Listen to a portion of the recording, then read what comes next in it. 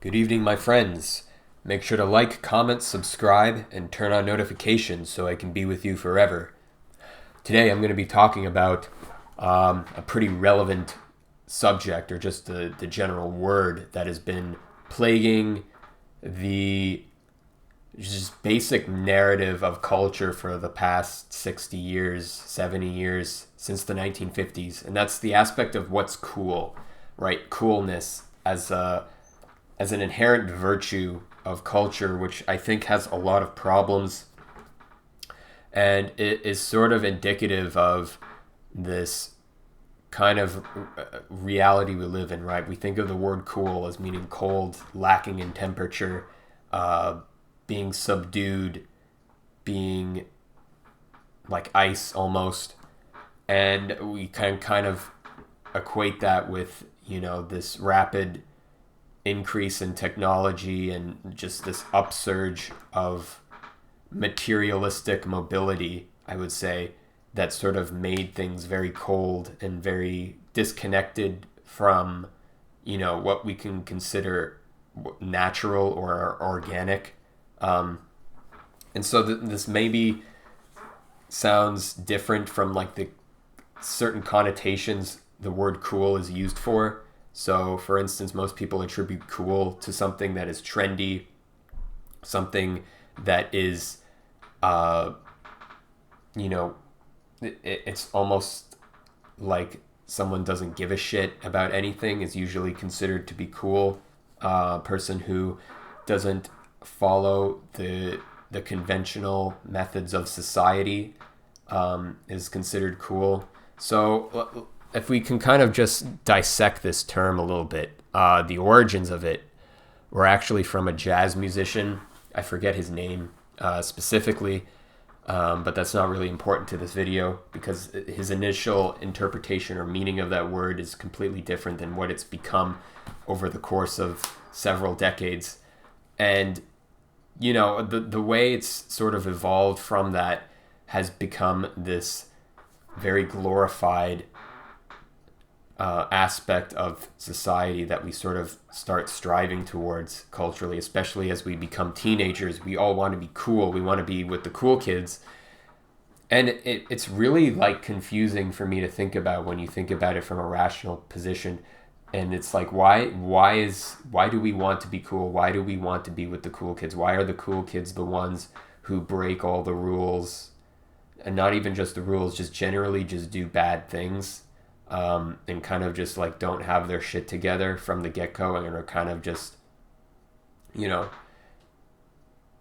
being deviants, so to speak. And, I guess the main reason is because the quote-unquote socially conventional people who are striving towards something that was based around a societal construction were going towards something that was an illusion. So you have this response of this non-conformity, which is attributed to being cool, just being completely outcasted from it, right? It's like you're not engaged, you're not on fire, you're not following the path that is igniting people, so to speak. And I think that in essence has a lot of merits. It's like taking a step back from the general direction of things, because sometimes the hive mind, if you want to call it, is going in a direction that's not to anyone's benefit. It's to their detriment, so to speak. So this aspect of being cool or changing things up or going against the current sort of becomes more prominent or necessary. And this is when you get into things like non-conformity. But the problem is that this concept of non-conformity, or separating yourself or trying to be different from the crowd, this aspect of being cool, this aspect of being separate, becomes a fetishization in and of itself, because it's almost like the actual meaning of being cool or the importance of it is sort of lost. And so people just sort of attribute anyone who's different or weird is cool, and that's a good thing. So, the actual motives behind the authentic aspect of being cool, I guess, where it's like everyone is following a direction in society that's just not to anyone's benefit, and it's just kind of a weird, like squares, like sort of dystopic culture that doesn't help anyone. So people choose to go against that. And in many ways, it's become the real predecessor for this trending culture, right? We kind of like have seen trends, obviously, throughout history, fashion trends and so forth, but it's never been so invigorated since the 1950s, since this sort of dawn of consumerism.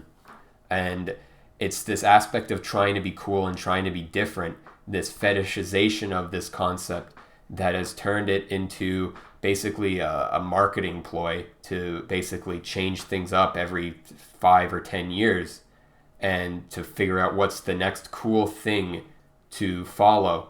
So it's become a point now where the concept of being a non-conformist doesn't even exist, because everyone is kind of off into their own bubble of what they think is cool, because everyone's obsessed with trying to be cool and trying to be unique.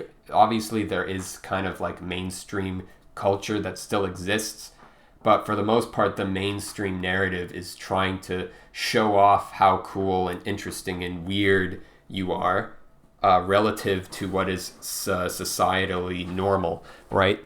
So this coolness that exists doesn't serve any purpose or benefit towards uplifting culture.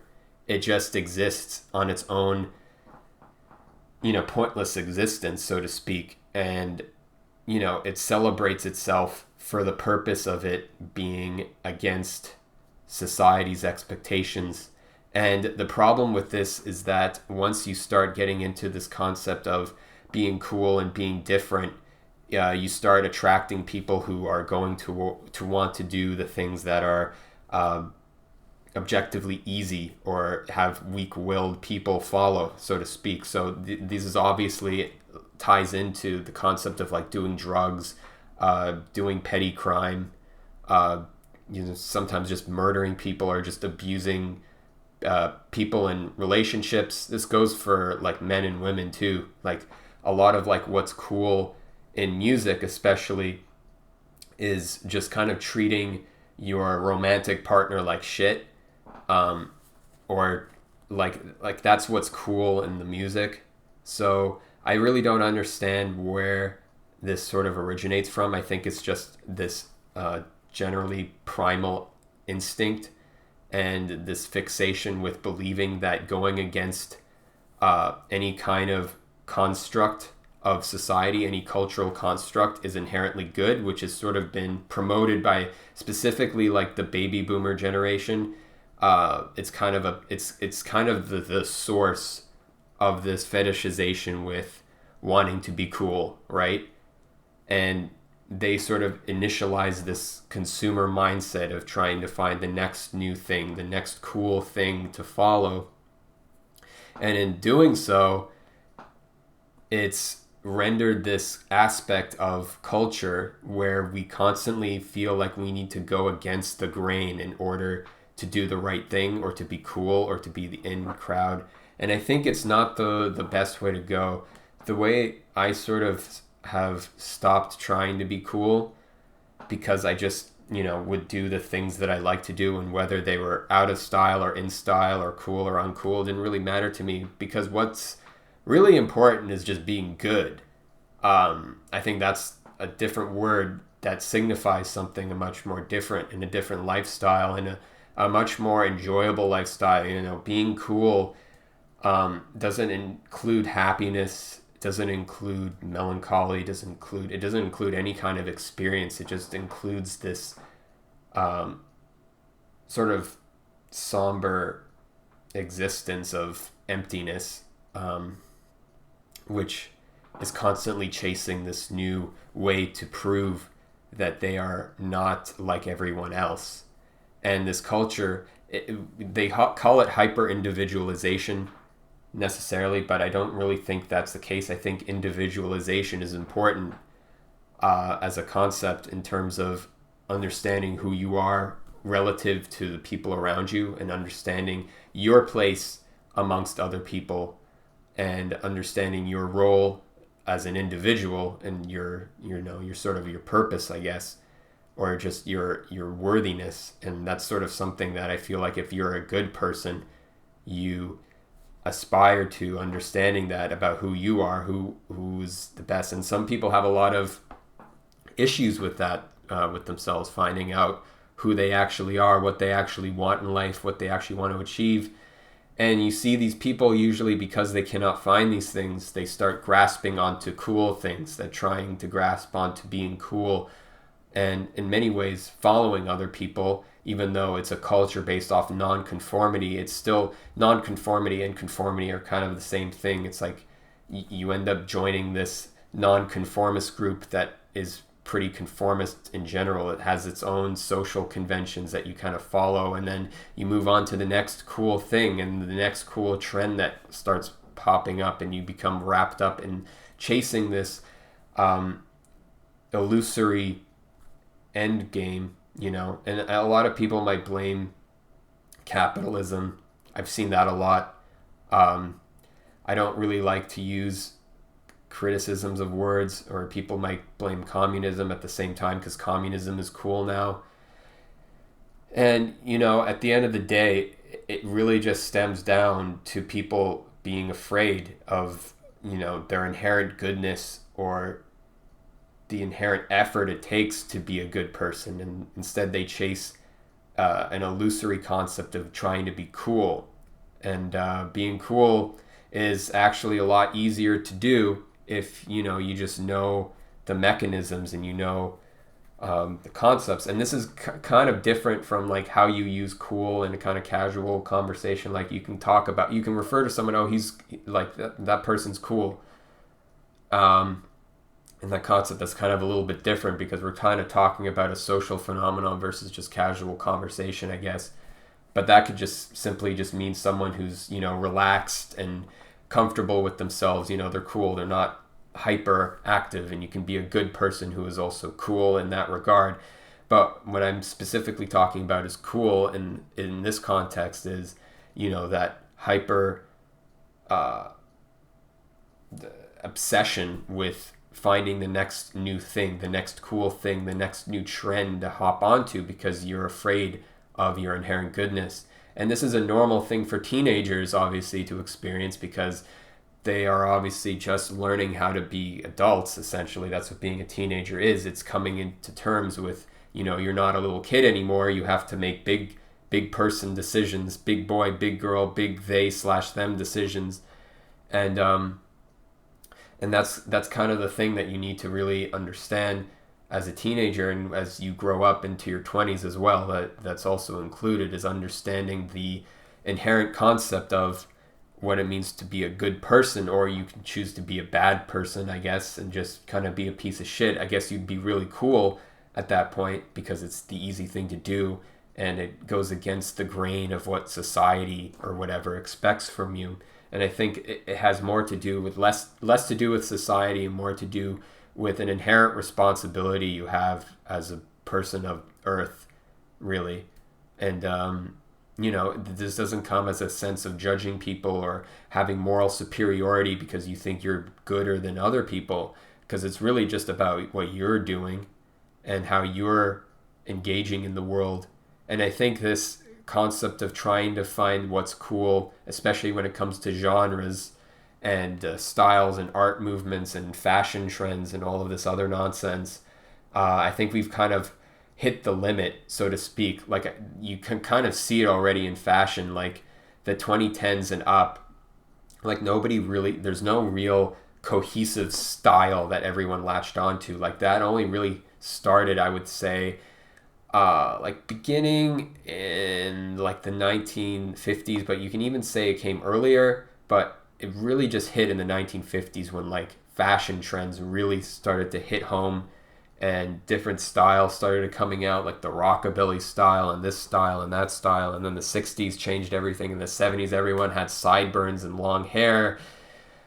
And the 80s, everyone shaved their sideburns and got a mullet. And then the 90s was, wearing really baggy clothing. And, it's like all these like irrelevant, illusory, materialistic, just, aesthetics, really, that were fetishized at one point, and everyone just sort of bought into it. And now we've kind of hit this point because of the internet specifically. because the internet's sort of disjointed culture into all sorts of different pockets and niches. So now you have people almost like in these different time capsules of fashion, or just expressing all these varieties of eras and styles of fashion that they think is cool, because they're all sort of trying to compete with each other of who's the most different, who's the most cool. I see that mostly like especially in big cities, like the city I'm in Montreal. Like everyone's really big into fashion, especially in like the hipster part of towns. And you can kind of just see like it's like a very competitive mindset almost, of like just trying to prove how cool you are, and how many detailing aspects you can add to your fashion, and how much you can express yourself. And that's all good and fine, but when it comes down to it, as like you expressing yourself versus you identifying yourself with the fashion, with the expression, with the non-conventional aspect of it, that's not identity. That's not where goodness comes from. And I think people are lost in that, because we've had so many enigmatic characters that have had such a strong sense of individuality and goodness inside of them, and they've expressed themselves in such a way that's very different from other people, that now it's become kind of fetishized to try and be like those people. And what they're chasing after is this coolness aspect of this illusory aspect, where they just try to dress as weird as possible and think that's where the inherent individuality or goodness comes from. And I think realistically, whether or not someone's dressing weird, or listens to weird music, or has weird opinions or whatnot, the individuality comes deeply from within. And you can be an individual and not have to express yourself in such a crazy, bizarre way. You can pretty much dress like any other normal person and still retain your individuality if you know it from deep within your soul and your heart. And that's what being a good person is. A good person doesn't need to be different. They can be different if they feel like it serves a purpose of influencing people. And I think that's been part of especially in America, part of how it's identified with itself and how it's grown as a country, is people choosing to express themselves individually, but they always have the goodness, the soul that's within them first. That comes first. That's the most important part. The aesthetics and the eccentricities are just, it's just part of the show. But at the end of the day, you have to recognize the source of the soul. You call it God. God is everything. Ultimately, God is all of creation. And part of creating, being creative, being imaginative, being an individual, being different from everyone, is recognizing that inherent oneness that is already in everyone to begin with.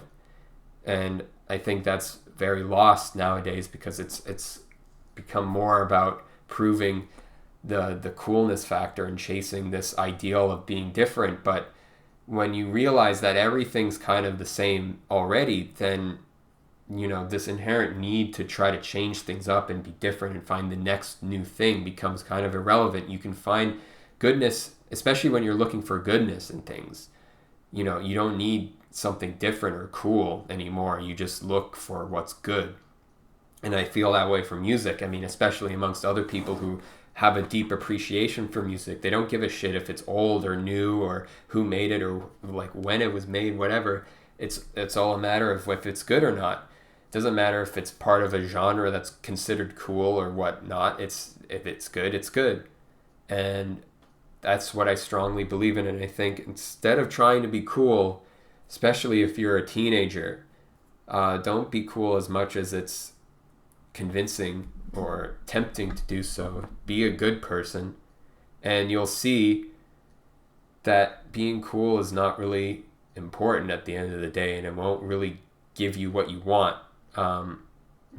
even as tempting as it is. Anyway, so I'm going to leave it at that. Thanks for tuning in. Make sure to like, comment, and subscribe, and I will see you later. Peace.